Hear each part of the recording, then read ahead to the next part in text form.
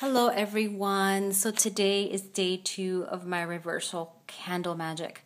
And as you can see, this candle is almost halfway burnt.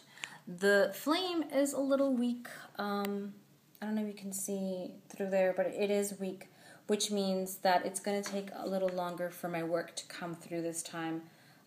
Since, as you can see, the first candle has a lot of black soot in it, right? So this is amazing, and the reason why I'm just amazed by the magic of the candles. The reason why I did this candle in the waxing moon, which is not, the right time to do it, but I did it because I felt I needed it, right? It was an emergency situation. I needed it right away. And that's what I resonate with. That's how I work. That's how I do my magic. When I feel that there is something that it's really needed, it's an emergency situation, or you just have that gut feeling that you just need that cleansing. You need some clearing. You need to clear yourself from a situation that happened. Like in my case, I had just gone through a situation and I needed this.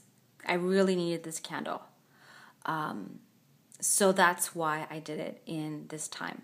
And that's how I work. Everybody works differently. Everybody resonates with it differently. Everybody just follows. I always try to follow the moon phases very strictly. But when it comes to emergency situations or just overall, I just feel my vibe, my intuition telling me, hey, you need this. You need this candle lit for a reason, right?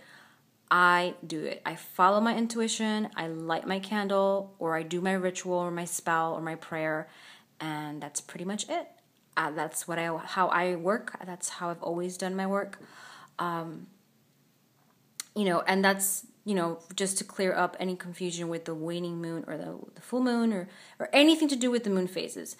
Always follow the moon phases when it comes to candle or any type of ritual. It's going to be more successful when you do it in following the moon cycle, because of course the moon is very powerful, has a lot of influence, has a lot of energy. So it's very important that we follow that. Okay, so in this case, like I said, I really needed this candle at the time. I had a very, very important issue came up in my life, and it was unexpected, and I really needed this clearing. So that's why I did this candle in this time. So going back to the candle and the diagnosis, right? I'm loving this. You can see right after this event happened, you can see, because this event happened a week ago today. So I lit the candle right when I started it, and you can see all the negativity that it picked up. Right? And it's amazing how that got picked up right away. And look at the second candle. It's burning. I put it in the same spot as the other candle. And it's burning really clear. However, there is some white soot in the middle part of the candle, right? So the white soot represents spirit. Okay, the white soot represents spirit, represents that there is some spirit communication, that there are angels and spirit guides that are working, that they are really listening to your prayer, to my prayer, right? To when you see this white suit, there is a lot of the spirit guides or angels or spirits that are working, and you can see the energy. Now, I broke the candle in 7 layers, and that's how I work, right? How I do my work. So I decided to do this today kind of diagnose the candle.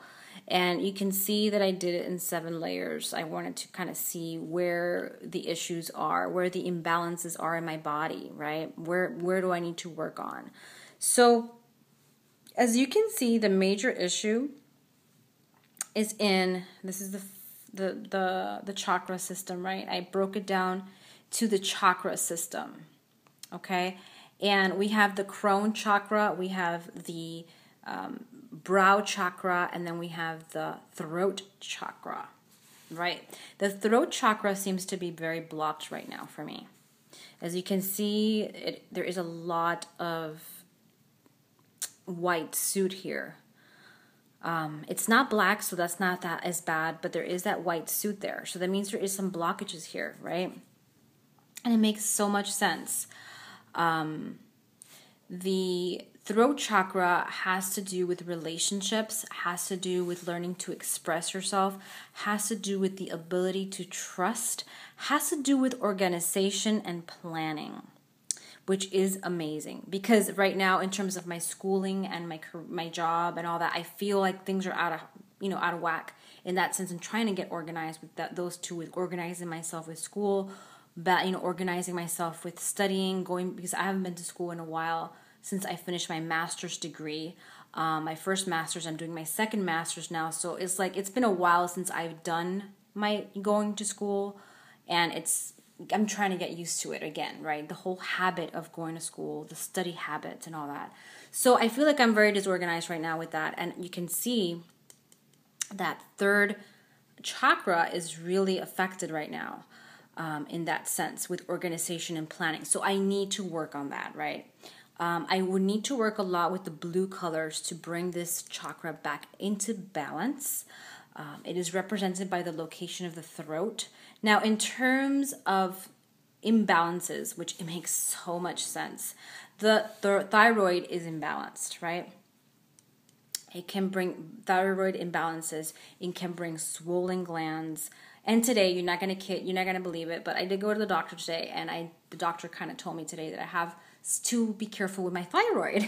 I've never had any issues with thyroid, and sure enough, she told me that I just have to she's really concerned about something she saw in my lab with regards to the thyroid. And look at that, the third chakra is blocked right now, and that's one of the imbalances shown by the thyroid. It can bring infections, mouth issues, jaw, tongue, neck and shoulder problems, which I have a lot. I have a lot of tension in my neck area and my shoulder area. I hold all the stress there. Hormonal disorders are affected also by the throat chakra, which is really accurate for me. One of my pens fell here.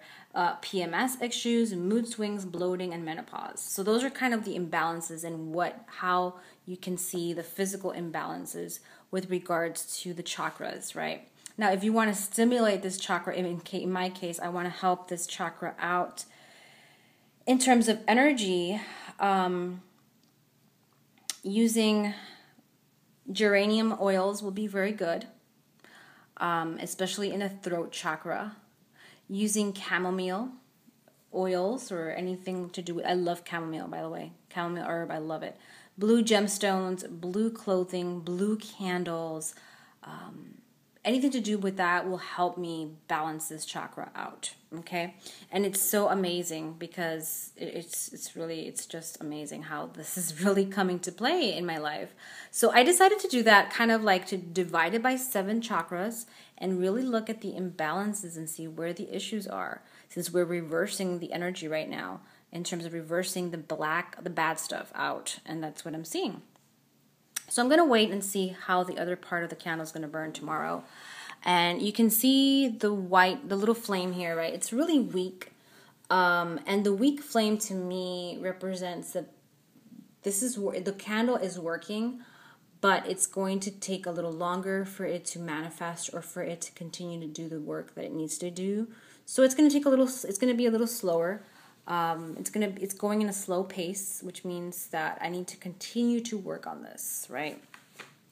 So that is my reporting for the day. It's amazing how, it's just amazing. So I got to look for the chamomile oil, which I need to get, and geranium essential oils is going to be very important for me to bring balance to the hormonal or the throat chakra area. So, yep. Amazing. I'm just amazed by the candle and what I'm seeing here. If you guys have any questions, let me know. And many blessings for everyone. I hope you guys enjoyed the candle for day number 3.